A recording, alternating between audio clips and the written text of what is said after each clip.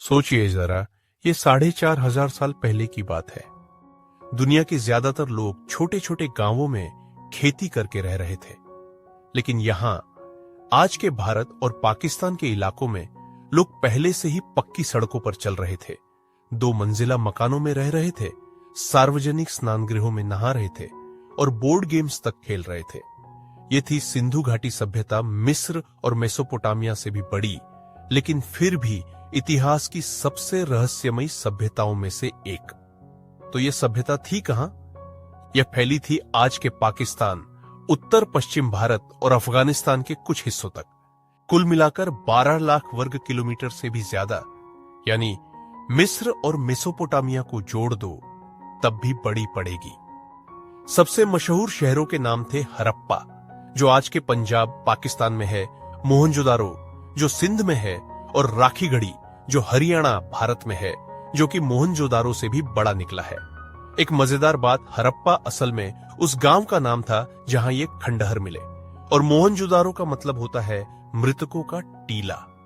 ये शहर ऐसे ही नहीं बने थे, ये बहुत ही सुनियोजित शहर थे। सड़कें ग्रिड पैटर्न में बसी हुई थीं, बिल्कुल आज के न्यूयॉर्क या चंडीगढ़ जैसी। सड़कें एक दूसरे को 90 डिग्री पर काटती थीं। हर घर का कनेक्शन अंडरग्राउंड ड्रेनेज सिस्टम से था, और तो और मैनहोल्स तक बने थे। आज भी कई शहरों में ये नहीं होते। मोहनजोदारो में एक बहुत बड़ा पब्लिक बाथ था, जिसे बिटुमेन से वाटरप्रूफ किया गया था, शायद किसी धार्मिक अनुष्ठान के लिए। वहीं धोलावीरा में पत्थर के विशाल जलाशय बनाए गए थे, और इनकी ईंटों का अनुपात हर जगह एक जैसा था, 1, 2, 4, यानी बराबर माप की ईंटें। इनकी जिंदगी भी उतनी ही विकसित थी। घर 2 से 3 मंजिला तक होते थे, जिनमें आंगन, रसोई और निजी कुएं होते थे। ये लोग गेहूं, जौ, मटर, तिल और शायद चावल भी खाते थे। ये गाय, भैंस, बकरी और हाथी तक पालते थे। और सबसे जरूरी बात, यही दुनिया के पहले लोग थे जिन्होंने कपास को सूत में बदलकर कपड़ा बनाया। जो शर्ट आप आज पहनते हैं, उसका इतिहास यहीं से शुरू हुआ था। सिर्फ काम ही नहीं, खेल भी इनकी जिंदगी का हिस्सा था।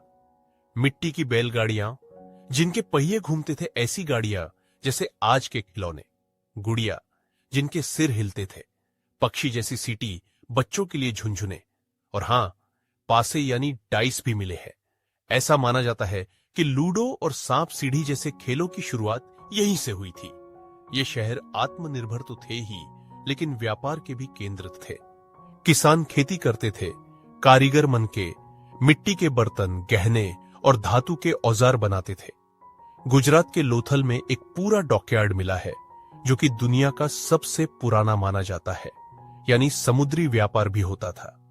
इन्हें मेसोपोटामिया से भी संपर्क था। वहां पर सिंधु घाटी की मुहरें यानी सील्स मिली है, और मेसोपोटामियन लोग इस स्थान को मेलुहा कहते थे।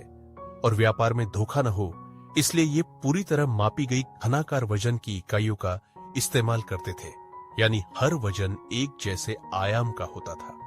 अब बात करते हैं उन अद्भुत खोजों की जो हमें इनकी संस्कृति की झलक देती है। डांसिंग गर्ल एक छोटी सी कांस्य की मूर्ति, सिर ऊंचा किए, आत्मविश्वास से खड़ी है। महज 4 इंच की, लेकिन मेटल कास्टिंग के मामले में उन्नत तकनीक का प्रमाण है। दाढ़ी वाला पुरोहित राजा यानी बियर्ड प्रीस्ट किंग, एक सुंदर वस्त्र पहने, पत्थर की मूर्ति, जिसे देखकर आज भी अंदाजा लगाना मुश्किल है कि वो कोई राजा था या आध्यात्मिक गुरु।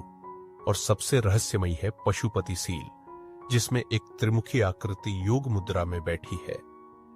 कुछ विद्वानों का मानना है कि यह भगवान शिव के प्रारंभिक रूप पशुपति को दर्शाता है, लेकिन इसका रहस्य आज भी बना हुआ है।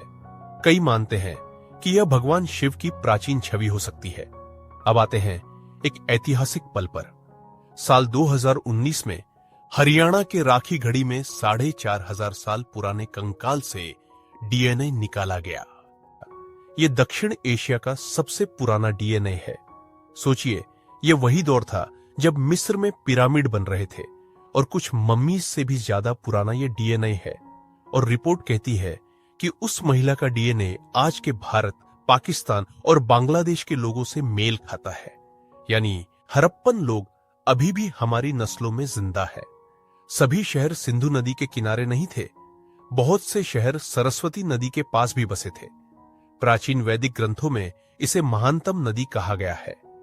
यह हिमालय से निकलकर हरियाणा, पंजाब, राजस्थान होते हुए अरब सागर में मिलती थी। आज सैटेलाइट से इसकी सूखी नदी की धारा दिखाई देती है, जिसे आज घग्गर हकरा कहा जाता है। लगभग 2000 ईसा पूर्व में जमीन के नीचे बदलावों के कारण यमुना और सतलज जैसी नदियों का रास्ता बदल गया, जिससे सरस्वती सूख गई। और ऐसा माना जाता है कि यही कारण बना सिंधु घाटी सभ्यता के पतन का। हमें आज तक उनकी भाषा समझ नहीं आई, उनकी लिपि पढ़ी नहीं जा सकी। उनके नाम, उनके देवता, उनकी कहानियां सब एक रहस्य है। हमें न तो विशाल महल मिले, न ही बड़े मंदिर। शायद यह एक समानता पर आधारित समाज था, जहां राजा नहीं बल्कि व्यापारी शहर चलाते थे। और आखिरकार लगभग 1900 ईसा पूर्व के आसपास यह महान सभ्यता धीरे धीरे विलीन होने लगी। क्या वजह थी? जलवायु परिवर्तन, बाढ़ या नदियों का सूख जाना? इतनी सारी खोजों के बावजूद सिंधु घाटी सभ्यता आज भी इतिहास की सबसे बड़ी पहेलियों में से एक है। लेकिन एक बात तो तय है, 4500 साल पहले सिंधु और सरस्वती के किनारे कुछ लोग रहते थे, सपने देखते थे, व्यापार करते थे, नाचते थे और खेलते थे, बिल्कुल हमारी तरह। अगर आपको यह जानकारी अद्भुत लगी हो तो वीडियो को लाइक करें, सब्सक्राइब करें और इसे शेयर करें उन लोगों के साथ जिन्हें प्राचीन इतिहास से प्यार है।